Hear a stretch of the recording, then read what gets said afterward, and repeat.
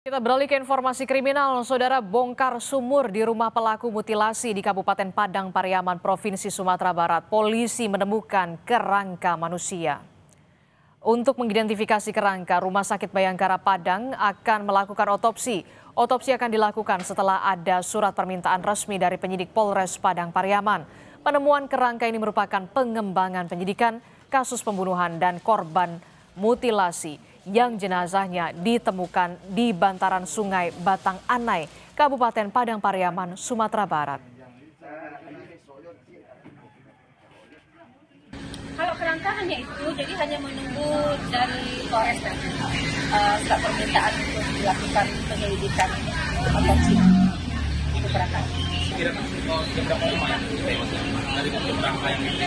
Oh, nanti dari dalam proses gitu. Masih dalam proses? Iya, masih dalam proses. Suasana duka menyelimuti rumah Siska Oktavia Rusdi, korban pembunuhan di Padang Pariaman, Sumatera Barat. Pada tahun 2024, Siska dinyatakan hilang oleh keluarga. Naasnya, tidak hanya Siska, ibu Siska juga meninggal setelah jatuh pingsan saat mendatangi lokasi penggalian tempat anaknya dikubur. Terungkapnya kasus pembunuhan Siska berawal dari pengembangan kasus pembunuhan dan mutilasi di Padang Pariaman oleh pelaku berinisial SJ. Jenazah korban mutilasi ditemukan di bantaran Sungai Batang Anai, Sumatera Barat. SJ ditangkap di rumahnya di kawasan Batang Anai, Padang, Sumatera Barat. Polisi juga menyita barang bukti berupa parang, handphone, dan 1 unit motor milik korban. Selain itu, dari hasil pengusutan ditemukan fakta baru bahwa pelaku juga menghabisi nyawa 2 korban lainnya. Polisi kemudian membongkar sumur di rumah pelaku tempat kuburan 2 korban lain. 2 korban sempat dinyatakan hilang oleh keluarganya sejak Januari 2024. Penggalian ini di kasus yang lain, ya di kasus yang lain sekitar 1,5 tahun yang lalu itu pelaku juga terlibat dalam kasus pembunuhan. Berdasarkan keterangan pelaku 2 korban. Saat ini polisi masih mengembangkan penyidikan untuk mengetahui motif SJ membunuh dan memutilasi korbannya. Tim Liputan Kompas TV.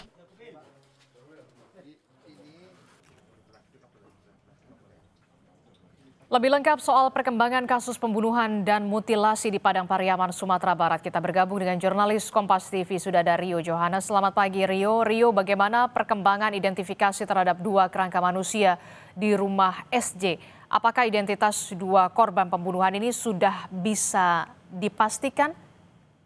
Ya, Adisti dan juga saudara, terkait temuan 2 kerangka manusia di rumah pelaku mutilasi SJ itu saat ini kemarin sore itu kedua kerangka sudah sampai di Rumah Sakit Bayangkara Padang, dan untuk proses otopsi memang pihak rumah sakit menyatakan bahwasannya butuh perlu surat permintaan resmi dari penyidik dari Polres Padang Pariaman. Dan untuk identitas, bagaimana identitasnya sejauh ini memang masih diduga kerangka ini adalah milik dari Siska Oktavia Rusdi dan adik Gustiana, mengingat dalam kasus ini beberapa tahun yang lalu, 1 tahun yang lalu ada laporan kehilangan dari 2 orang korban ini, dan juga dari keterangan tersangka ASJ sendiri mengakui bahwasanya dia telah melakukan pembunuhan dan mengubur korban ini di sumur tua yang ada di rumahnya. Dan untuk proses identifikasi dan otopsi lebih lanjut, memang dalam hal ini pihak rumah sakit juga membutuhkan pengambilan cek DNA dari pihak keluarga korban ini. Untuk itu memang butuh waktu karena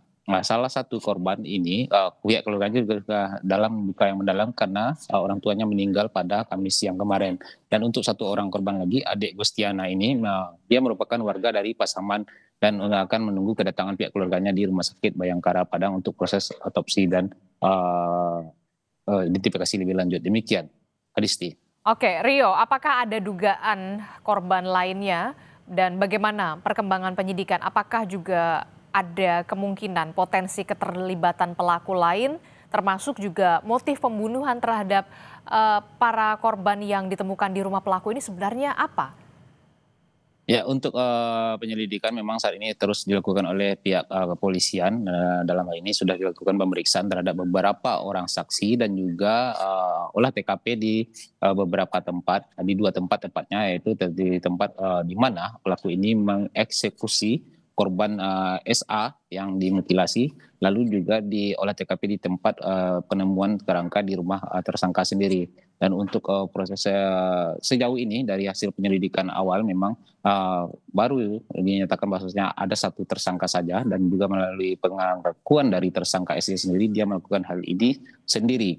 Untuk dari motifnya sejauh ini dari penyelidikan awal yang sudah dilakukan oleh pihak kepolisian untuk tersangka korban yang dimutilasi itu motifnya adalah hutang pihutang.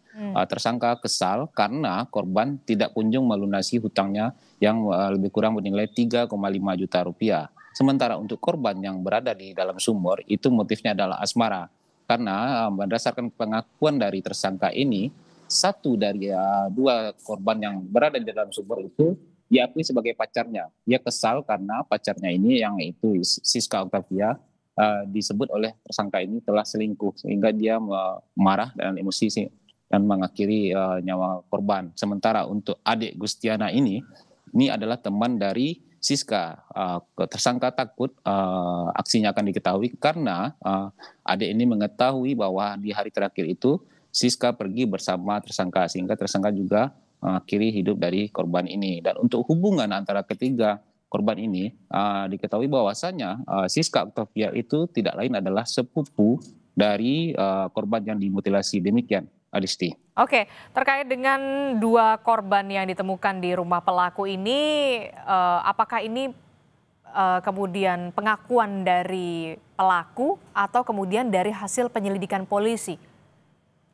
Ya, berdasarkan data informasi awal itu, kenapa polisi menyatakan bahwasannya kedua korban yang ditemukan ini adalah Siska Octavia dan adik Gustiana, itu berdasarkan laporan kasus kehilangan yang ada 1,5 tahun yang lalu di Polres Padang Pariaman, dan juga berdasarkan keterangan dari tersangka ini bahwasannya yang dia kubur di sumur tua di belakang rumahnya itu adalah Siska Octavia dan adik Gustiana. Di mana berdasarkan keterangannya hal ini dilakukan karena dasar emosi karena salah satu korban ini selingkuh dari dirinya. Demikian, Kristi. Oke, baik, kita akan tunggu bagaimana proses pengungkapan selanjutnya terkait dengan penyelidikan kasus ini. Terima kasih informasinya.